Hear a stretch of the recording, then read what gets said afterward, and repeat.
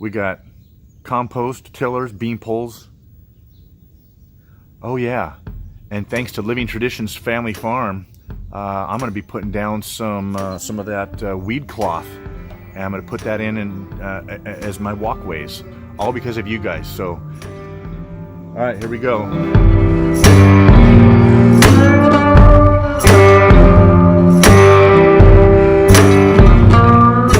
Okay, there we go. That's a better view right there. Here's my garden plot. All right, so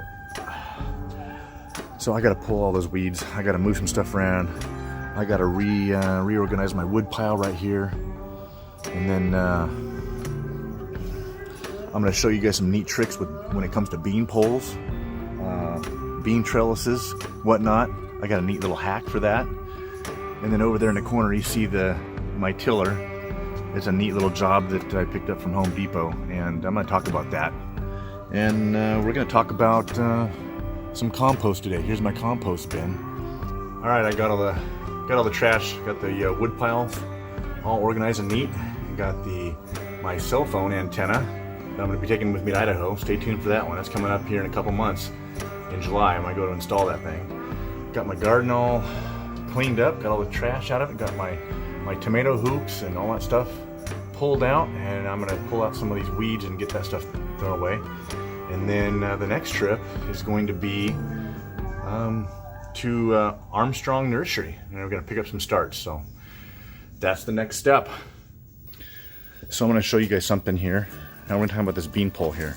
This is a fun little hack that somebody taught me. I don't know who taught me years ago, but I'm on construction sites all the time. Any of you guys can pick these things up. These are called form stakes. Okay, and they come in different sizes, of course. So I've got all these form stakes are for when they set concrete, do foundations and whatnot. They pound these into the ground, and then they put nails through them into the wood, and they make forms out of them. One thing about bean poles is that when you're doing a trellis, here we go, better lighting there. When you're doing a trellis, I would bury the wood, like a 1x3 or a 2x2. I would sharpen it into a point and pound it into the ground a foot or so. But then invariably by the end of the season, that thing's all rotted away. It's been wet and it's sitting in the ground and it deteriorates, right? So somebody gave me this idea to put one of these form stakes in the ground, pound that in, and then screw the wood to that. So let me show you what I did here. Let me turn the camera around. Okay. So you guys can see that? So here's a screw right here, and there's a screw there, and I put 3 screws in, but you can see that I've got a little bit of space. There's a little bit of space underneath this, okay? So the dirt doesn't touch the bottom of the wood. It still gets wet, but it has a chance to dry out and it doesn't rot. So I'm going to take these things out right now. I'll unscrew them, and then I'll put them back in. So I've had this particular trellis, I want to say it's going on 5 seasons now, and the wood hasn't rotted away. So you can put those form stakes in the ground, screw your wood poles to it, and they won't rot away, and you reuse them over and over.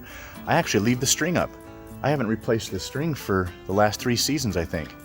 So little hack there for you for bean poles, pea trellises, whatnot. If you're going to move them, because I got to take this out in order to rototill the ground up, and I'm also going to move it. And they talk about crop rotation. I like to move different plants to different parts of the garden so they don't use up too many nutrients in one spot. Of course, all of you garden purists out there are probably going, well, with that small of a plot, you're adding amendment to it. We've been adding chicken poo and that kind of thing to it. When you're doing that to it, you're really not depleting that much, because you're not using that much of the nutrients out of the ground. You don't probably need to do crop rotation, but I still do just as a general practice to get in the habit of doing that. So I know it's a good idea. Anyway, all right, I'm going to pull this thing out right now. And then the next step is the nursery, pick up our starts. Normally would start things from seed, but we're about a month late because I've been working so much. So we're gonna cheat a little bit. All right, I'm gonna try and fire this little Honda up here. I haven't used it for a year, and I don't think I drained the fuel out of it like I was supposed to. That's going to be part of my next series, is backup power and making sure all your stuff is running in case of a disaster. You don't want to run out there and have to clean out your carburetor before you can save the contents of your freezer, right? So I'm going to try and fire this thing up right now. And it's a Honda. She'll probably run, but we'll see in a second. I'll set you down here. Well, I got fuel in it. All right, let's choke it. Prime it.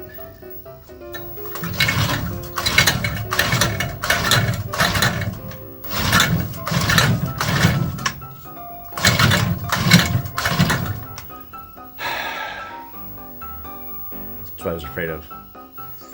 I didn't drain the fuel out of the carburetor, and she won't prime. So now, before I can till my garden, I'm gonna have to do a carb clean out.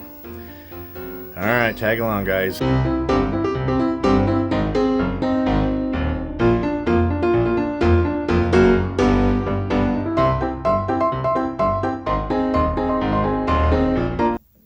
So guys, taking apart a carburetor is not hard to do. You guys can see what I'm doing. I basically, most of all these small engines, I've never taken small engine repair. It's something I always wanted to do and I never did. You take that at your local community college, and a lot of your high schools aren't doing it either. They've discontinued their shop classes and their small engine repair and whatnot. Some high schools still have it. Anyway, you know, just remember where you took the part off and put it back on.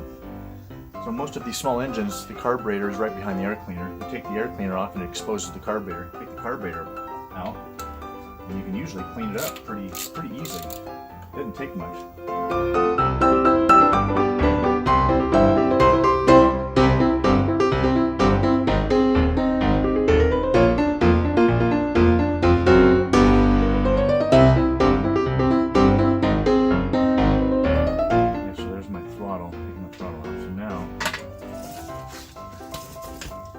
Now I have the carburetor out. You see, guys, there's a rubber O-ring right here. You don't want to get carburetor clean on those rubber O-rings or they swell. And you want to be really careful about where you're spraying carburetor cleaner. Now my little pump button right here is cracked and broken, so I got to replace that. I think I've got a spare somewhere.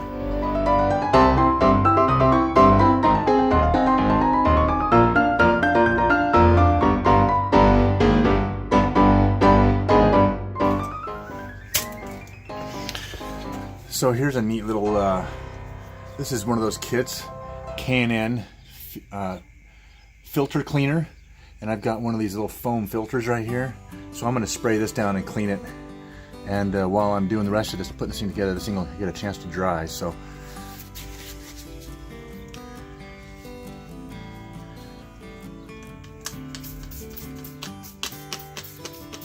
I'm pretty sure this is just like degreaser. You can buy these kits at pretty much any auto parts store, and it comes with filter oil and whatnot. So you spray this stuff on there. Look at all that nasty brown. Can you guys see that nasty brown coming out of there? Then you rinse it with water, and once it dries, you spray it with filter oil. Now, not every filter needs this filter oil, but it helps keep it cleaner and last longer. I saw a comment on somebody's video about somebody that was doing the homesteading thing, and somebody made a comment like, "Yeah, I'm in my 70s now, and I'm too old to do any of this stuff." And I said, well, yes and no. Obviously, you're not going to go build a log house necessarily on your own, but there's a lot of stuff that you still can do if you're healthy enough. If you've got health problems and you're laid up, yeah, it's just going to be hard to do some of this stuff. But the rest of y'all, anybody can do this stuff. You're a single mom homesteader, and she's a single mom. She can do this stuff. It's not hard to do. You just take your time and work your way through it. Get some basic tools. Anybody can use a screwdriver, right? So this is the little bubble, the little float bubble. Gosh dang it. Anyway, so I got to take this thing off. It's got a little hole in the end. You guys can probably see that. So I got to replace that. It's dried and cracked. So the 4 screws hold this little plate on that hold the pump, hold it on there. It's not hard. That's all it is. And it's just a little piece of rubber that's held on by this plate with 4 screws. So you just take your time. You don't strip out your screws. You take them apart really carefully. Take this thing out. And then what this is going to do is this is exposing the insides of this thing. You want to make sure that you pay attention to how you took it apart, right? Pay attention to how you took it apart and carefully clean the inside. You get yourself some carb cleaner, you spray it in there, use your air blower, and you clean it out. It's not that difficult to do. Anybody can do this stuff. So if your rototiller or your weed eater is not running, you can take it apart and you can fix it. Okay, so there's a little diaphragm in here that I took off, and it exposed the insides of this thing, and I can see that there's no yellow varnish in there where the gas is gummed up or anything, so I know that's clean, so I know that's not a problem. So I'm pretty sure it's just my pump that's been the problem. So I'm going to put that back together really carefully. Okay guys, I went to the store, went to Home Depot, hate to say it, but had to get a new prime bulb. That was the word I was looking for earlier. It's a prime bulb. You know, unfortunately they're exposed to the weather and they dry out and they crack, and that's what happens. So I was able to pick up a kit that has a couple different sizes of prime bulb, and it's a Ryobi. They had a couple different brands there, but this one, see, it's got the 2 different size prime bulbs in there, and it also came with the extra fuel filter and extra fuel line, because the fuel lines are what kind of rot away and get hard and crispy. So anyway, I'm going to change that prime bulb right now.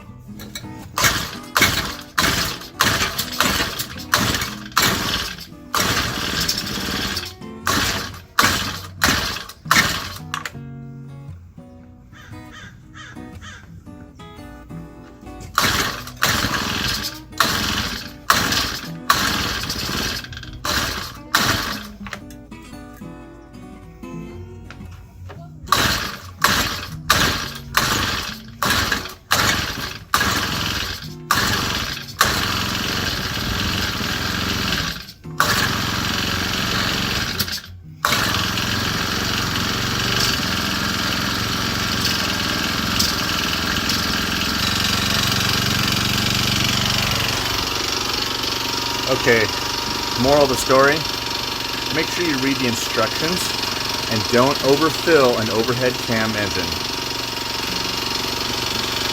Go ahead, leave your comments, guys. I know, typical guy, I don't need instructions, right? I can figure it out. Well, I was just preaching to y'all, hey, you can take it apart, you can figure it out. Sometimes you gotta read instructions. I've taken stuff apart before that I needed a manual to take apart. I went online and found a schematic, took it apart, fixed it. I figured this was just like any other engine, but my bad for not thinking about it first. I was all excited to get it on video. Oh well. It's running now. I got all the extra oil out of it. Purring like a kitten. Just like a Honda. Now I'm going to go till the garden.